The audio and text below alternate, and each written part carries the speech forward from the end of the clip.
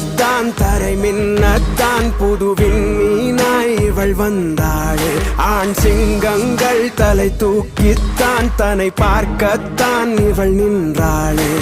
விழியால் எதையும் மொழிவாள் இவள், மொழிகள் கடந்தும் மொழிர்வாள் இவள்.